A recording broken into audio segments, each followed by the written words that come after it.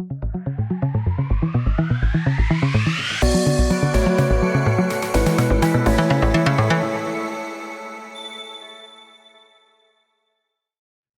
and welcome to this week's episode of Cheeky Tales. You will have noticed there was no introduction. No, there's no introduction. And there's no John. No John. Sean has taken his seat. Yes. John is away on a sporting adventure with his child. So we have gone off the books and we're doing an episode with no story. Yep. Two boys talking about Love Island. I actually like Love Island. Don't you dare start talking smack. It's so bad. They're all bad. I know. What do you want? Exactly. So what, you think I'm going to say, oh, it's great. They're all bad. I'm going to say they're all bad. Anyway, we're going to do a loosely, I guess, structured podcast. More like a normal, traditional chatty podcast. Yeah. And I guess maybe we'll try and give John a call at some point and force him to say hello. That's a really great idea. Yeah, I thought about it earlier. Well, we don't have a phone. I'll just put him on the laptop. Just put him on the laptop, yeah. Anyway, how have you been, Mr. Turnoff? I've been good. Yeah? Yeah, lots been going on. It's been a very busy week of musical projects for me. The most pressing one, I suppose, was the Queensland Pipe Band Championships, which was yesterday. Yep. So I play in the Brisbane Pipe Band, and we came first in grade 4A, which is not the band I played in. I played in the 4B band, and we came fourth, which was a bit of a bummer. But overall, the pipe band did really good. We actually won 4A last year, and hopefully the band wants to move up and compete in grade 3 next year, which is really good. It was a lovely day. What just happened? The little Duva, what's it? Oh, did it slide down? Yeah. Yeah, that was a big culmination of a busy week for me, and it was a really nice day at Brisbane Boys College. So if on the odd chance that someone from the organisation at Brisbane Boys College, Pipe Bands Queensland, or anyone else is listening, thanks for a red hot day. It was great. So I was supposed to go and watch you. Yes. And what I did was assume that Brisbane Boys College was 10 minutes away from my house. Yes. And it's not. No. It's a lot more than that. And at 20 minutes before you were supposed to start, I looked it up and went, oh, I'm 25 minutes away. And by the time I was ready to go, I was not making it. Yeah. Sorry, mate. That's okay. Tyler came down to see me, but he was like, I have a gym date at 10:30. So he saw me warm up and then left. Somehow that's worse. Yeah, that was worse, yeah. I was going to suggest you come back for the mass bands at the end of the day in the presentations. That was around 3:30, and that was okay, but I would have had time for that. I know, but it's like half an hour to come to see us play Scotland the Brave, Green Hills of Tyrrell, which was nice because it's all the bands together. So the end of a bagpipe competition for the podcast listeners, if there's an audience, if there's no audience, they usually skip it, but they'll get all the bands to march together, and we march towards the grandstand, and we usually play what's known as mass bands tunes, but just basically popular ones that everybody knows. Scotland the Brave, Green Hills of Tyrrell, maybe some of the 6/8 ones. But yeah, we play that, and then all the drum majors are at the front. It's lovely. Next year, on the other hand, myself and Pierce, one of the young fellas in the band, we've decided that we're going to enter the Drum Majors Flourish, which is just one of the bands plays Scotland the Brave. It's like a house band, and the drum major does all their twisty twirly stuff. So Pierce and I have decided no cuff, too tough. So we're gonna enter it. There's no rules say you can't enter it. All right, well, have fun. Yeah, well, it's an uncontested contest because the juvenile one is just all the kids that go to Brisbane Boys College, and then the open category, the Brisbane Boys College kids still win because there's only one other guy that enters. Well, in you go. Yeah, I know. Take him down. It's going to be great. And even though it's going to be stinking hot, I think him and I are going to wear the ridiculous over-the-top full kit, the doublet jacket, the feather bonnet, everything, just because why not? So I'm messaging John to be like, "Oi, are you ready?" And he sent me a memory, which is him wearing a 49ers jersey. Yeah, that one. That one. Oh dear. But that's not the funny thing. Do you remember his famous hashtag on one of his Super Bowl posts? No. What was his famous one? It was hashtag not an Alco. But write that out and think about what it looks like. It's not anal cho. So every year we get this fun little not anal show. Yep, not anal show. Yeah. So Don't like no, that's gross. it was immediately what people started seeing. Anyway, so what do you want to talk about, Sean? I don't know. How's your week? Oh boy, I don't. Oh, my week was a week and a half. There are some significant changes going on in my workplace. Some of which have been unexpected. All of which have been unexpected, and it has thrown everything into chaos. And I spent a week confused as to what my job is. That's a big week. Yeah, and it's just fun, like foundational stuff. You know, like everyone has work drama, right? Everyone has work drama. I actually had an idea for a podcast that was just called "Every Workplace is Effed." Yeah. And like you just get different people on each week to talk about how their work is like messed up. And this would be a great week for that. This would be a great week for that. I wish I could say that my work was effed up, but I do enjoy my week of work. My problem is just my clients can be really annoying sometimes. So you are a barber. I'm a barber, yes. And you transitioned from being in the army Yes. to being a barber. Yes. And you did those two at the same time for a while. Yes. You were army on weekdays, barber on Saturdays. Yes. How did you do that? Like how did I transition from military to barbering? Well, like that is something that people get worried about, right? Is that they're stuck in their job Oh yeah, absolutely. forever. And you did a massive shift in what your work life was. How did you go about that?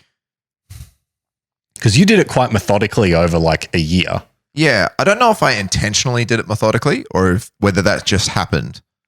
So the biggest thing with barbering is it's a trade by virtue of it requires a certificate 3 in its qualification, but it's also a creative job at the same time. It's a little bit of a, like, ultimately it's kind of skilled retail, but with the way that social media is these days, it's your portfolio of your work. It's a bit like being a photographer. Like, it doesn't matter that you've got the qualification. If no one can look at your photos, then no one knows what you're doing. So for this, it's like everyone sees your haircuts. It's like, oh, he must know what he's doing. And then the other stuff, the workplace stuff of how you integrate is sort of comes with that when you then go in for an interview. So the old hair rules in the military used to be 4 centimeters of groomed hair. So if you brushed your hair, wet hair, whatever, and then someone stuck a ruler on your head, and if it didn't reach 4 centimeters, you're okay. They then changed it to 4 centimeters of total length, as if they could lift up the hairs and measure them. 4 centimeters is really not very long. That's very short. It's quite short. The GoPro is powering off. It was at 100%. Was it recording? No, it wasn't. That's okay. No wide shot this week. It's fine. It's fine. It's fine. Or are you going to go turn it on?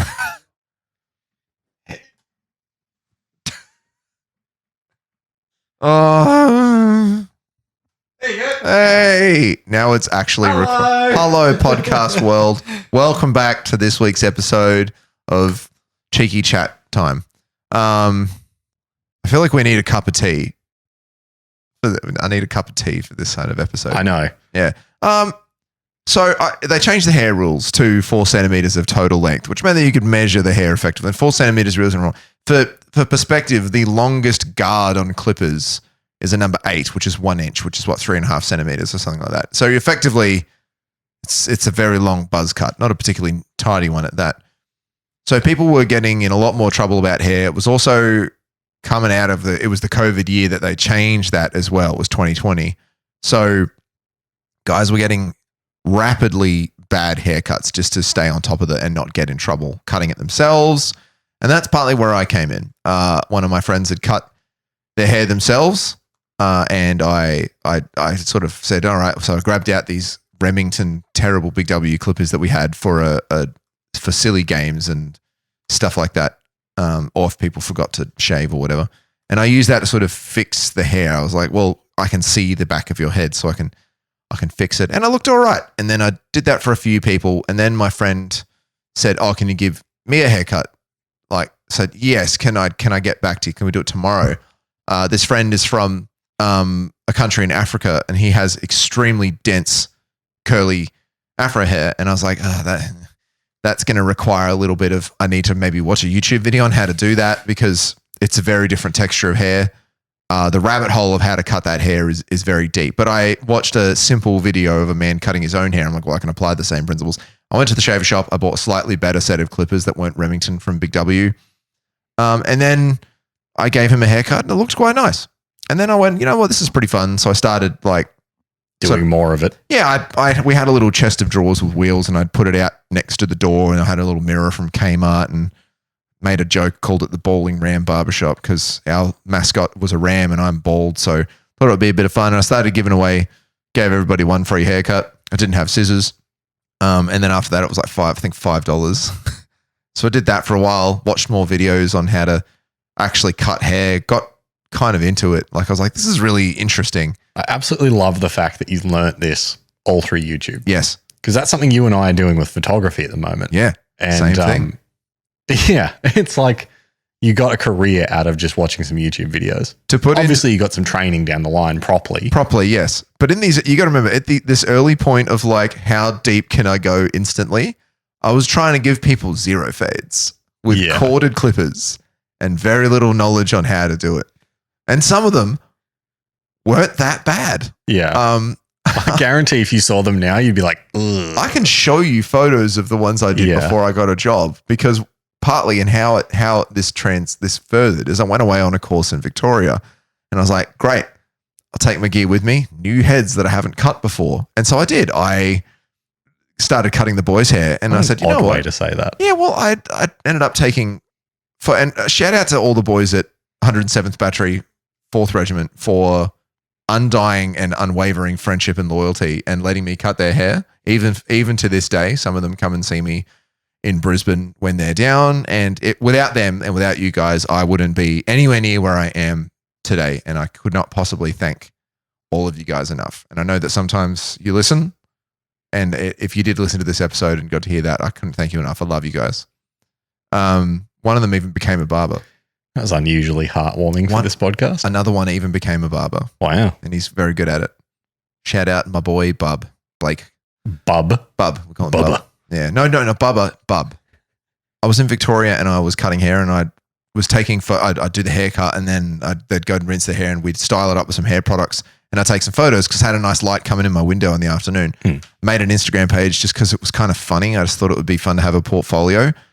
After about 3 photos being uploaded, must have been like 2 days, I got a message from a barbershop in Townsville saying, hey, like, where do you work? It says you're in Townsville. I said, I work in a bathroom. Like, oh, cool, you want to work for me? I'm like, I'm not a qualified barber. They're like, oh, that's all right. Like, we can offer you an apprenticeship, get you trained. I'm like, let me get back to you. So I called my wife, like, what the heck? What's going on? I started talking to the other boys and they're like, what the hell? And long story short, so yeah, I said, yeah. And I went in and I went into this trial shift with this man that was high up in the company. And he goes, all right, you're going to cut Benny's hair.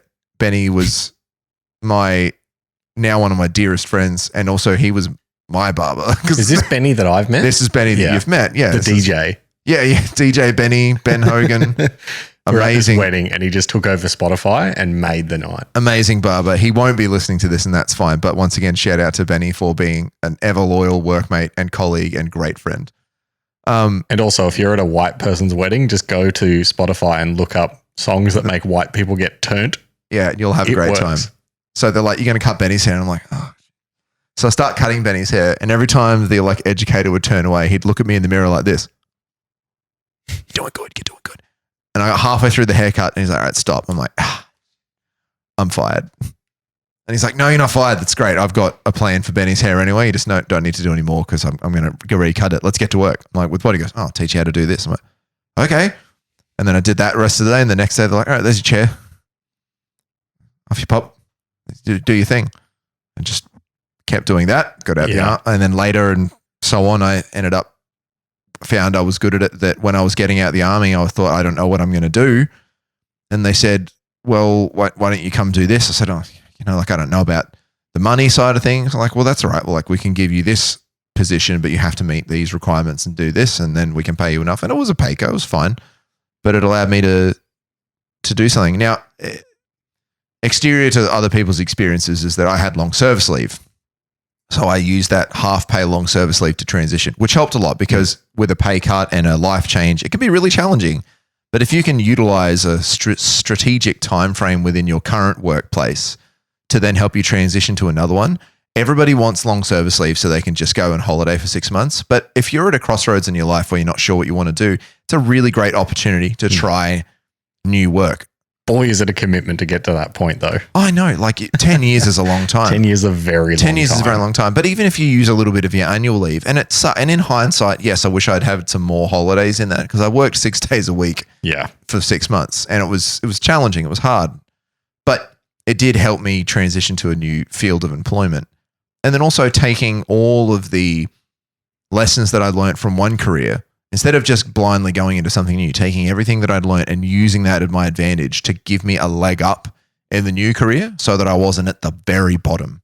Like cutting hair, anybody can cut hair.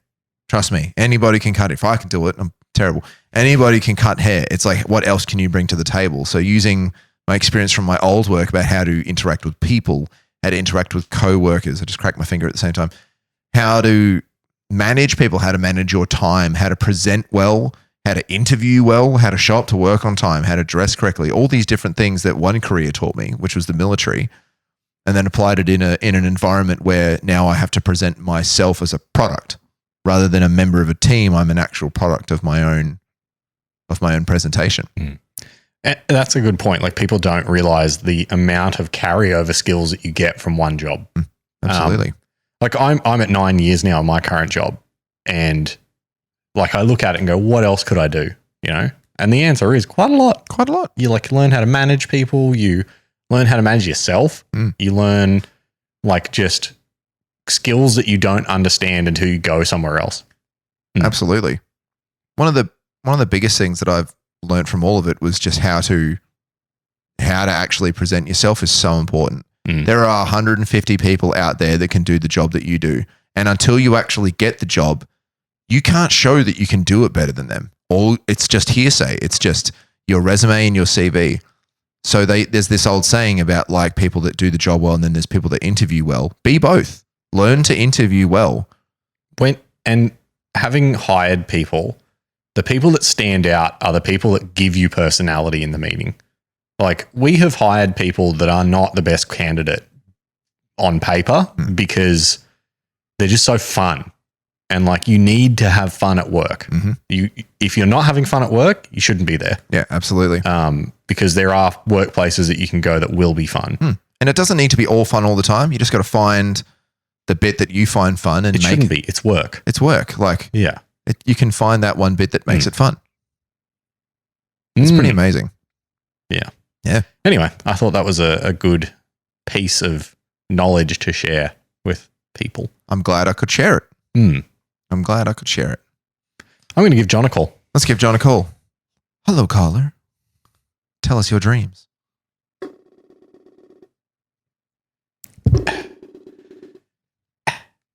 Where's that camera?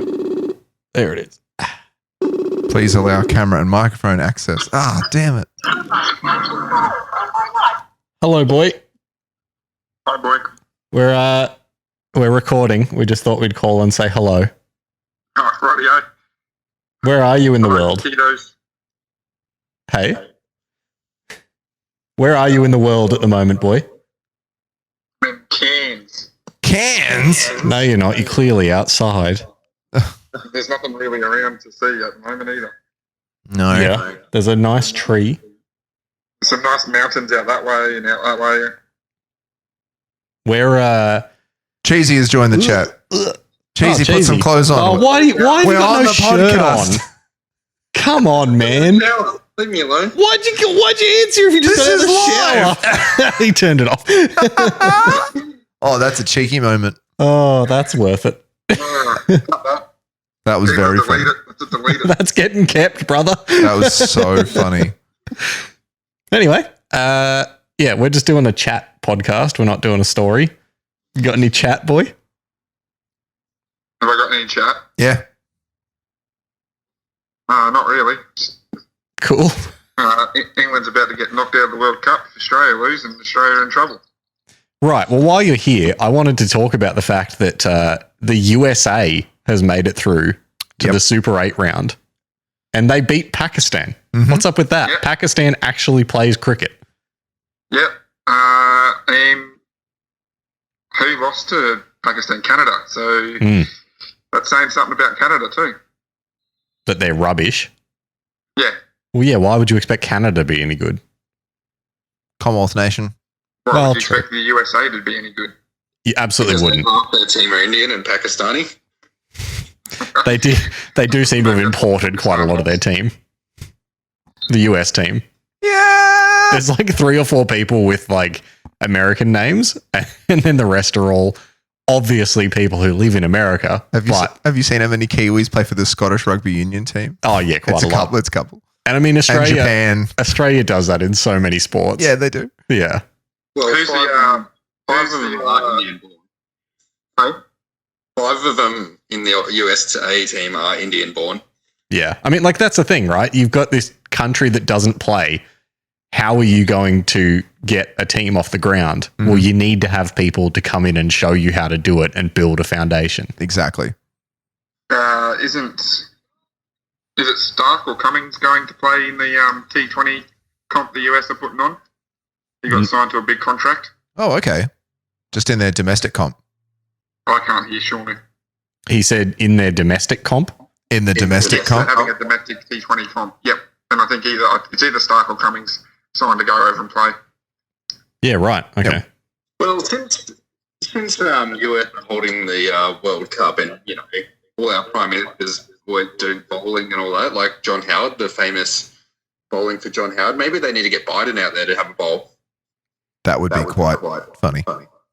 I can't imagine Joe Biden doing anything physical other than falling downstairs, to be honest. But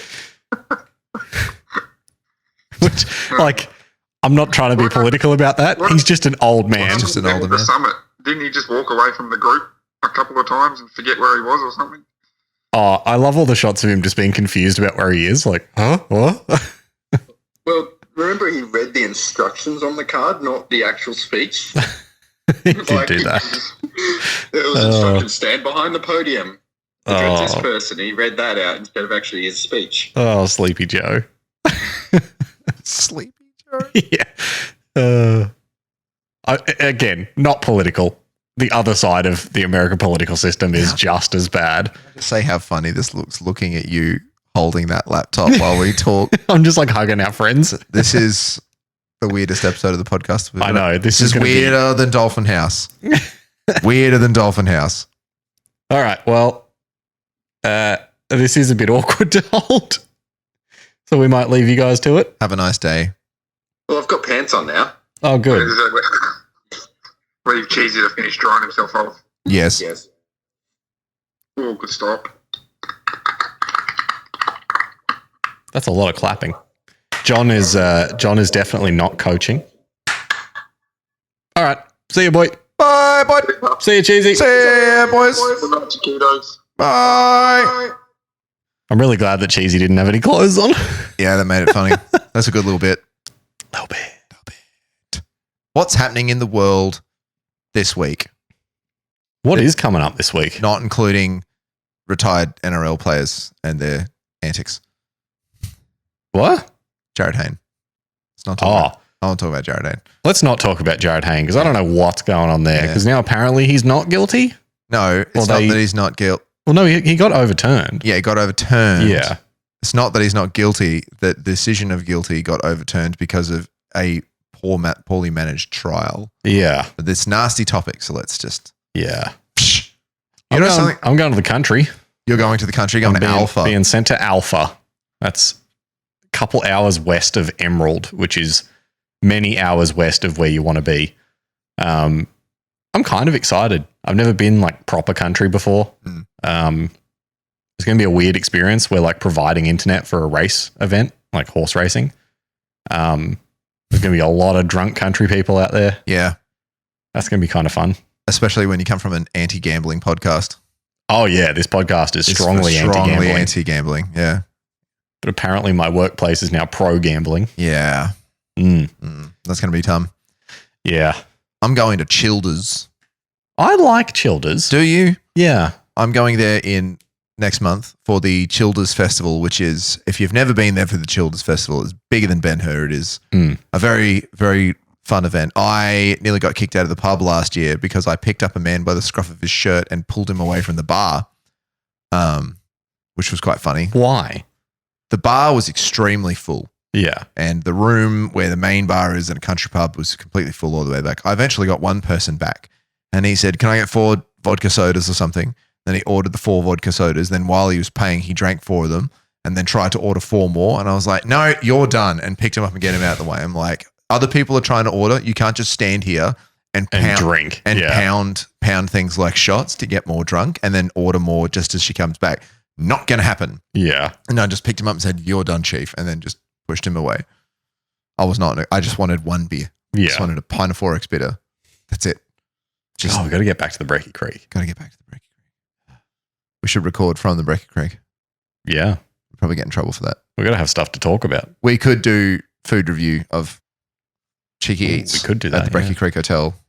I guess that brings us around to like what we want to do more of. So like we obviously love doing the podcast, doing the story podcast, but we want to do some more outside of that as well. Not to replace it, but to like just do more. Yeah, and a bit of feedback from the Chiquitos, the Cheekyverse would be good because we're looking at expanding the digital empire of expanding the Cheekyverse. Of the Cheeky brand. Yeah. We've done one video that has not been edited or released yet. No, and I have started capturing B-roll for food blogging in a way, but I'm very infrequent with it. But and we've talked about video game streaming. We've talked about all sorts of things, and it's like we're not trying to copy the Try Guys, but it feels like we're like we're not stepping on the Try Guys realm, but like a lot of these different YouTubers and content creators out there, a lot of it is very regional specific, and there is not as much Australian regional stuff. There's a lot of Australian content creators that are making multi-regional stuff. Like I find so often when I'm looking at video game content creators, a lot of them are Australian, but it doesn't make it Australian. It's just they're from Australia. But we have the unique advantage of being locally involved in communities and spaces and being in Brisbane, and then myself living in lots of different parts of Australia, that we can bring an actual local flair to our things, like other outside content creators would in other countries. There's plenty in America, plenty in Europe. There's not as much here. Yeah, so we're thinking like food reviews, but not long form. No, like not long form, just short stuff. Yeah, you've probably seen stuff similar. We want to do some gaming stuff. Yeah. That'll be separate, obviously. Nobody wants to hear us be like, "Let's play Forza." Yeah, no one's... people might want to see that, but not you guys, I'm sure. Yeah, no, if you do, let us know. Different audience. Yeah. I famously had a short-lived Snapchat series that was just for my friends called Sean's Mediocre Travel Advice, and we're thinking of a small riff on that. Points of interest that are unique. Obviously, here's the Brisbane sign. Yeah, mainly within Brisbane, obviously, because we've got jobs and we've got jobs. We can't just disappear. I find myself inspired by other content creators and what they do. He's not going to be listening, but I am really, really inspired by a fella that does a channel called The Studio Review. And his stuff is quite straightforward, and I really enjoy what he does. And at the moment, he's actually doing a series of videos where he tries wings in every state of the US. And he tries the local flavor, the buffalo, and then another flavor. And he'll like put out a poll and get the top 3 places in that state, which is an achievement in its own. And he'll go to all of them, and he's been releasing them in videos and does them in regions. And it's really entertaining. And once per video, he'll get the hottest wings at one of the venues to see how bad they're, like the Insano flavored ones. I enjoy his content. He recently just came to Australia to review Outback Steakhouse. In Brisbane. You know what I think you would love doing? Yeah. Try every single hog's breath in Australia. Sean famously not a fan of Hog's Breath Cafe. No, I'm not.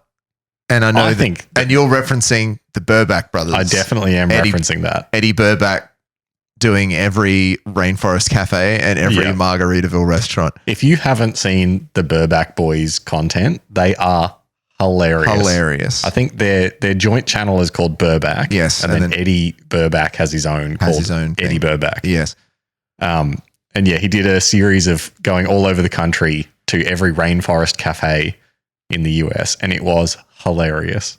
And I think that you and I just take 3 weeks off, do them all. Every hog's breath in Australia. Yeah. Okay. And I say just take 3 weeks off. How many are there? All right, it's achievable. How many are there? As of February 2024, 26 outlets remain within New South Wales, Queensland, Victoria, Western Australia. The Western Australia one's tough. Tassie. Oh, we got so many flights to do. I love Tasmania. The late 2010s, the company's fortunes have changed for the worse. The restaurant closures resulting in 47 outlets in Australia remaining as of 2021, down from a peak of 83. The company has blamed a downturn in the restaurant sector and changed dining habits for the store closures, but a number of franchisees criticized the company for a lack of support and alleged mismanagement of the business, blah, blah, blah. A short-lived rebrand to Hogs Australia Steakhouse in 2016 was also not well received by franchisees and customers. The company also tried to re-establish a number of spin-off businesses, including Hogs Express, Funky, Mexican Cantina, Hogs Food Truck, Bar 1989, which were all unsuccessful. As a part of a touted rebuild of the brand, Don Algie returned to the business model in November 2020, and as of 2024, 26 outlets. See, here's the thing with Hog's Breath, right? It is the perfect family restaurant. It's the perfect chain restaurant. Yeah. They've got a theme, which is like Australiana and motorsport. Yep. Which I love. Mm-hmm. They're Queensland, which I love. And they've got, and you're going to hate me saying this, pretty good steak.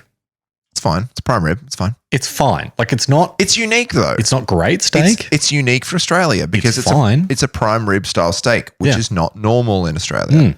But they also do prime rib, but then they sear it again, and that's where it differs. Is it 18-hour slow cooked? That's the thing? So traditionally, if you've ever looked into prime rib, which is particularly popular in Las Vegas, would love to go and eat that. Prime rib is prime nib. It's cooked as an entire rib, and then they cut slices of it. However, normally it's just served as a cut slice. But in Australia, they take the prime rib and then grill it. Yeah. Because if you serve prime rib in Australia, everyone will be like, it's raw. It's not. It's cooked medium rare. So it's different. And we've never eaten there together. Not together, no. So that could be a great little thing. Maybe we could start with everyone in Brisbane. How many in Brisbane? Everyone's going to see me type with two fingers. It's not because I can't type. It's the microphone. It is a very awkward way to type. It's a very awkward way to do it. All right, Queensland. Okay, we've got Mackay, Airlie Beach, Rocky, Townsville, Cairns. I've been to the Townsville one. Long story. Cairns, Hervey Bay, Caloundra. All right, that's achievable. So we'd have to start in Cairns and drive down. Morayfield. No, Morayfield, Toowoomba, Ipswich. Ooh, risky. The Ipswich one is flooded like once every decade at this point. Garden City. It's one of the only, for those that have never been to Ipswich, it floods, and it always floods in very specific sections. The location in the middle of town. The location that Hog's Breath is almost the lowest point of the city of Ipswich in terms of the main CBD. It is virtually at river level, and it is one of the only businesses, aside from Ben's Kebab House, that although it keeps flooding, reopens without changing any formula. They clean it and then they reopen it. Garden City, Springfield, Cleveland, Logan, Surfers Paradise. All right, that's it. So how many were in Brisbane? 10 in southeast Queensland. That's a lot. We could do that. All right, well, there's a video idea that may happen at some point. There's 7 in the greater Brisbane region. Now it's getting down towards 5 as I zoom in further. So I've got 2. There's one like a 5-minute drive from here. Yeah. There's one. Yeah. Is it Carindale? No. Garden City. Garden City. So there's Garden City, Southside, Ipswich, Springfield, and Cleveland. So that's 5. The Gold Coast has got 1. Then Caboolture, Toowoomba, and the Sunshine Coast. And then Hervey Bay is probably as far north as we could go until we get to Rocky. I've also been to the Rocky one, I think. Yeah. I have been to the Rocky one. Okay. So you've been to a few of them. Like 10 years ago. Yeah. And for no other reason than when I was traveling with the army, sometimes it was just the only damn place that you could go and get something to eat on like a Tuesday afternoon, evening. Nothing else is open. Pubs aren't doing. Yeah. It was always my family's like celebration place. Oh, You know how every family has a place they go for a celebration? So it was birthdays, it was graduations, it was, yeah. We were there more than once a year. I'm going to tell this story knowing full well that it doesn't paint my parents in a bad light, but it paints it in a very funny light. And I know that my mum occasionally listens to this. My parents aren't. Hi, Sean's mum. Hi, Caroline. Hello, mum. My parents aren't big drinkers really at all. My mum famously will have half a glass of wine and be like, I'm smashed. You know, I can't drive you. My mum doesn't. Yeah, that's correct. Yeah, no, my mum doesn't drink very much. My dad doesn't drink very much. He would much rather drink a 0 alcohol beer than a full strength beer. And I only have one memory in my entire life of my parents having enough to drink where it caused an issue, which is my parents went out to dinner at Hog's Breath in Ipswich when I was maybe 9, maybe younger. I had a babysitter, so I would have been younger with me and my brother. And they came home in a taxi because they'd had too much to drink. And we had to go back the next day in a cab to pick up the car. It's the only time that ever happened in my childhood, and it's a core memory. I've got one memory of my mum drinking too much. Yeah. And it was like a family event, and she just had a few too many. And I remember her in the car like, bah! And then my dad, when he was in San Diego, he went over there for a trip, and he called, and he was very obviously drunk. He'd been out having dinner, and he's like, bah! And it turns out that one of the guys that he was over there with ended up being my future boss. Well, there you go. Yeah.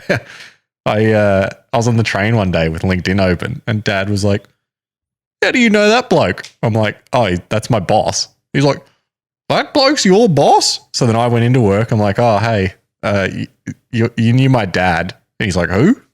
Yeah, Greg. And he's like, oh.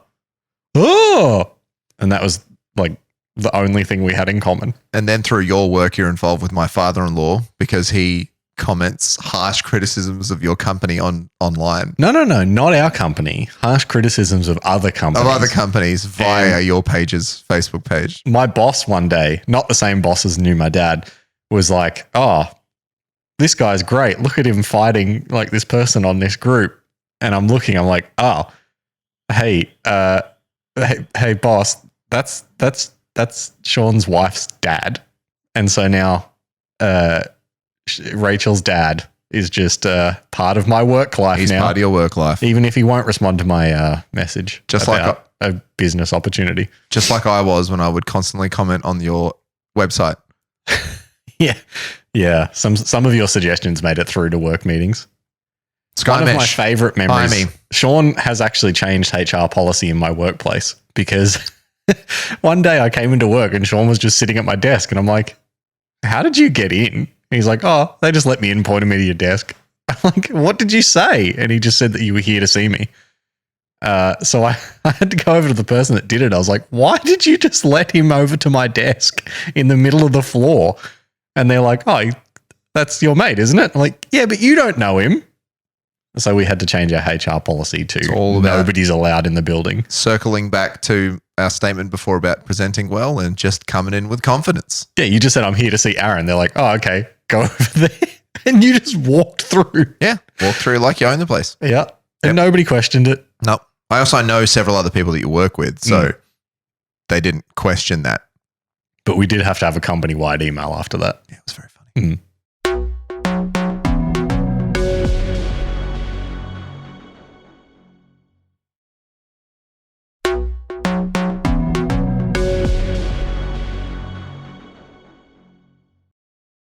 Well, Hog's Breath cafes.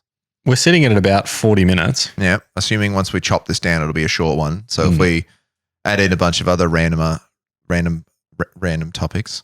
Like what, Sean? Like drag racing. What a weekend that was. What a weekend of drag racing. Australian drag racing is at a peak right now, I think. I think so that too. Event So we went to the Winter Nationals last week. Yes. Drag racing is our not-so-secret Bogan favourite hobby. Is absolutely our most Bogan trait. Is The our love most of drag Bogan racing. thing. Oh, this is so bad. Yeah. We went out to the Winter Nationals last week, which is the largest drag racing event in the Southern Hemisphere and outside of the US. Mhm. It's held at Willowbank Raceway outside our old home. And it was a phenomenal day. Some of the best racing I've ever seen in my life. That Top Fuel final, where it was 3775 Funny versus, car. It's funny car. No. The Top Fuel final. 3775, 3776. I thought that was funny car. Okay. No. That was the quickest pass side by side outside of North America. Mhm. And it was faster than the last 3 NHRA finals. Yes. Mm. It was outstanding. And it was such a well-run event. Yep. So partly, sticking on brand with the podcast is drag racing in Australia kind of had its own Super League war over the last couple of years, which and it culminated in the last full season effectively. So culminating with the Winter Nationals last year, the previous full season was run as 2 separate competitions, being the Top Fuel Australia run competition and the 400 Thunder. was the Andra competition. Yeah. Yeah. Okay. With the Andra competition. So effectively the top fuel cars, the fastest ones, went off and formed their own competition based on funding and how much money they were receiving, how much money the tracks were receiving, and lots of different factors. Ultimately, they had a valid point that everybody is there to see them and they deserve a certain share. And also the running costs of Top Fuel are the highest in the competition, unsurprisingly. I think it was more about the promotion of the sport. Yeah, the lack of promotion, the lack of events as well. Yeah. Like at the end of the day, there's only certain racetracks that can take top fuels, big top fuelers, because they are horrendously fast.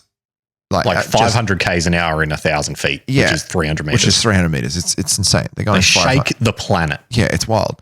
And so they had a split competition, and they took with them a lot of races from Group 1. They took they took some door They were slammer. running side by side series. There was a top door slammer competition in Top Fuel Australia and top door slammer in 400 Thunder. pro door slammer and yeah. Yeah. They very awkward. It was very awkward, and it had split it, and it did kind of ruin one category in particular. It absolutely ruined Top Fuel Motorcycle because there just wasn't any. Chris Matheson was the only realistic competitor in Top Fuel Motorcycle at the time because he had an actual dragster bike, and he then ran a sub 6 second and terrified everybody and promptly retired. He ran one, One and then I think he had an accident in the run after and then retired. Yeah, He's like, I'm done. Yeah, and now they've come back. So the Winter Nationals last year, they obviously announced that they were going to. This would be the final. Put it all back together. This would be the one and only Winter Nationals that was run as a 400 Thunder event. No, they'd all been 400 Thunder before that. Okay, sorry. Well, it was the last one. It was the last time that it was going to be split Yes, as 2 separate organizations. Yes, and they were going to bring it all back. and Nitro Funny Cars were racing as Yes. well, which I think it was the first Winter Nationals of Nitro Funny Car. Yeah, with a proper competition. At least since like the early 90s. The early 90s. Yeah. And it was absolutely fan, and it was a good event last year as well. And then this was the first combined event. It could have been absolutely pear-shaped, but in reality, you had a strong enough field of top fuel cars of 4. Unfortunately, the Jim Reed racing car wasn't up to scratch. Steve Reed Racing wasn't running because they had blown something. Yeah, and Steve the Reed- Lamatinas had to pull and the out. Lamatinas because pulled somebody out. was unfortunately passed away. Yes. It was the Jim Reed team, but Steve Reed is the driver. Separate teams, unrelated. Unrelated? Okay. Steve Reed, which is Reed McCarthy Racing, Yes. and Jim Reed Racing. Okay, my 2 mistake. separate teams. My mistake. There is also Steve, Daniel, and Debbie Reed in Top Alcohol, Yes. who are a family. Yes. Also unrelated. Also unrelated. But you had the 4 cars in Top Fuel. Mhm. You had 7 cars in Top Fuel Funny Car, which was absolutely fantastic. Yeah. A relatively full-size door slammer field. It was full field. Although the door slammer category has calmed a bit in recent years after some issues, Sam Fennick passing away, which was a freak accident, to be fair. Like That was wild. That was wild. Both of us witnessed that, unfortunately. It was an absolute freak moment in time. And part of they've calmed down the category. No one's doing half-track burnouts anymore. No. They weren't really doing that for a long time. For a long time. That was a Victor Bray thing anyway. But I think it has kind of like everyone's just gone, okay, let's just settle this. Yes. I think they made some changes to the aerodynamics a little bit. Yes. So the wings have to be a certain size Yes. and things like that. I don't think any of that really contributed to what happened, No. but it's just meant that things are a little different now. Yes. One of the greatest things that did happen to probably affect it as well is the track had been resurfaced at Willowbank Raceway. The entire length of the track had been resurfaced. Second half. Say again, sorry. The second half from half track on. I thought they did the first half as well. First half had already been done. It had already been years done. ago. Okay. But now the whole track has been. Whole track is concrete now. And having the second half resurfaced greatly improved the runoff. Like every event I've been to since I was 8, 9 years old, someone has run into the sand. Yeah. Someone has run into the sand and it slows the day down and slows everything down. Not a single car went into the sand. Like, and it's not just because no one had that failures. There were parachute failures. And but they all pulled up. And you can't help but think that the braking surface is going to be better because the track surface is improved. So people are more confident to apply the brakes. It's smoother. I think the smoothness is the thing, right? Like they've got a more consistent braking point. Yes. And like just in terms of the racing as well, there's no change in surface. So it's consistent the whole way through. Yes. Each lane is consistent. We saw more side-by-side passes than we've ever seen before. It was a great event. Great event. We got some fantastic photography. We did. Because Sean and I are photo guys now.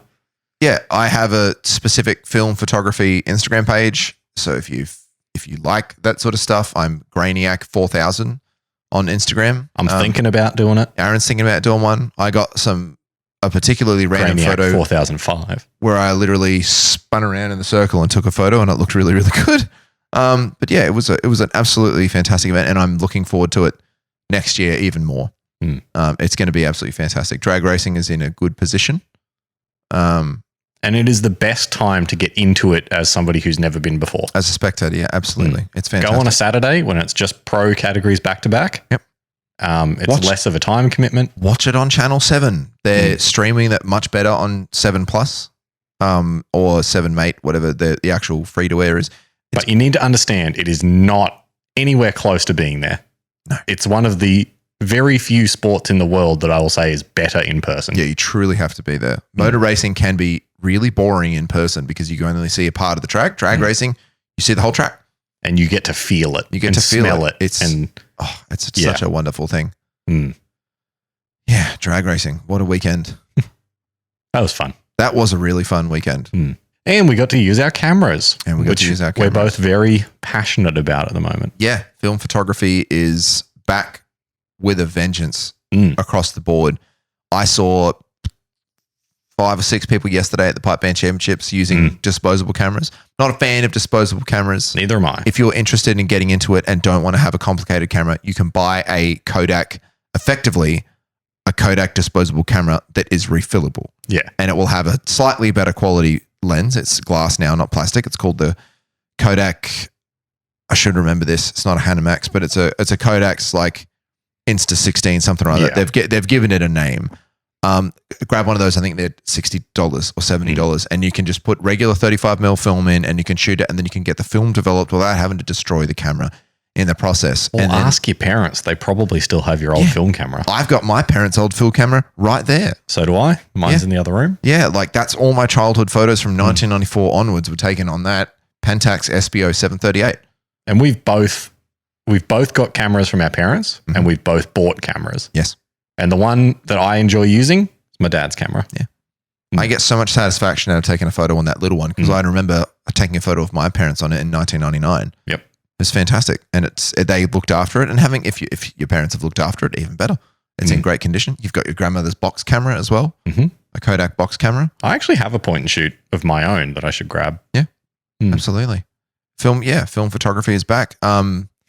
If you want us to do a video on our equipment for film photography and how we've gotten into it, I don't know, comment in the YouTube comments, comment on Instagram. We'd love to do it. We'll happily sit down and talk about our film equipment. John might not partake. He teases us about our film photography. Have you seen habits. John's camera? His digital camera? Yeah. No. He's got this honking thing with like 100 times zoom. Yeah. It's like this big. Yeah, okay. And the lens comes out. Really, really far. Good for drag racing. It would be good for that, yeah.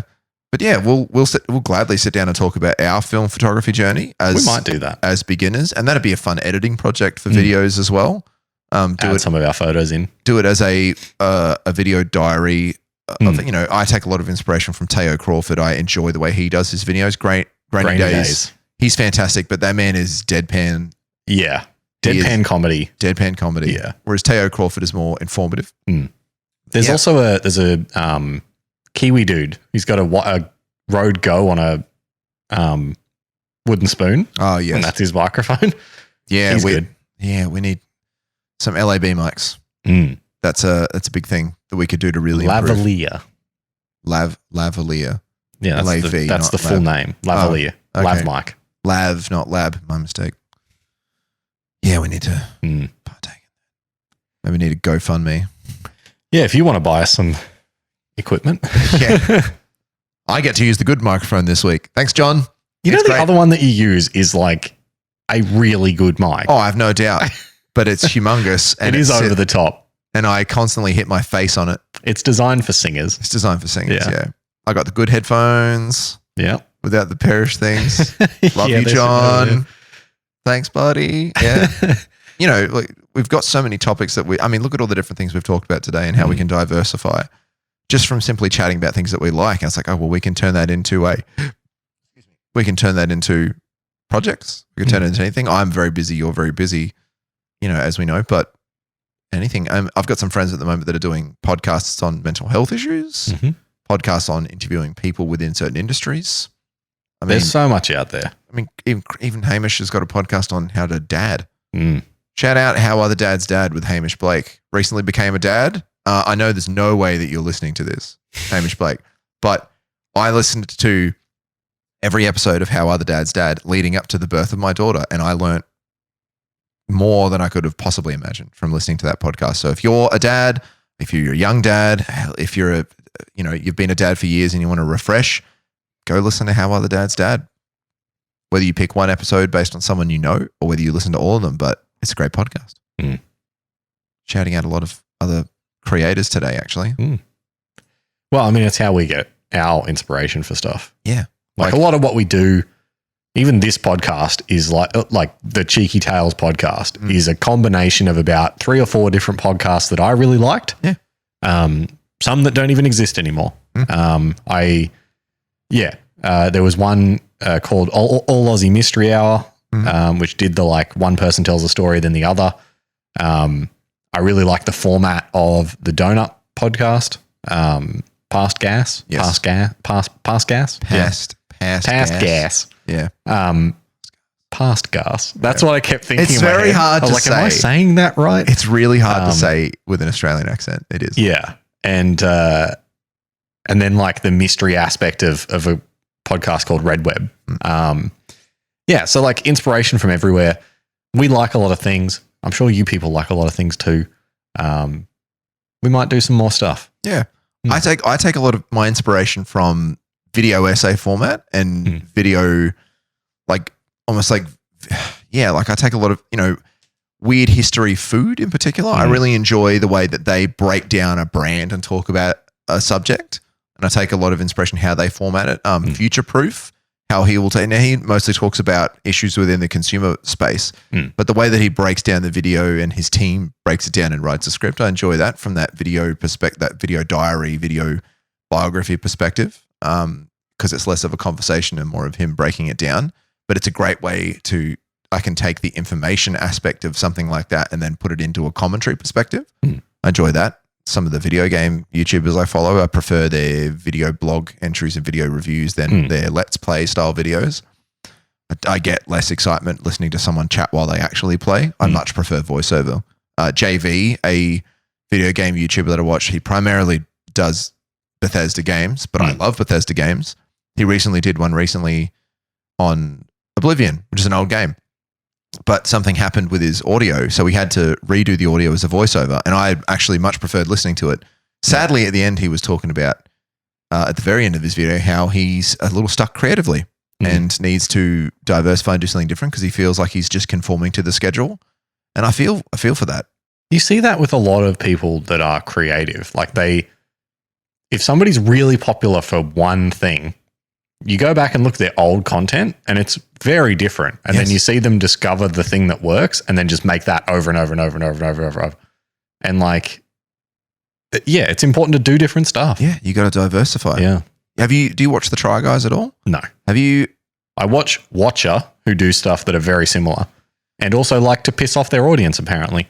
The Try Guys have gotten to the point now over the last 2 years with Eugene leaving as well to pursue other projects and one of their members, Ned, being involved in a scandal and they had to remove him from the company, that they're at the point where it's like they can either continue to make content that YouTube wants for the algorithm or they can make the content that their fans want and lose spots in the algorithm or vice versa, make the algorithm but lose their fans. And they said, you know what?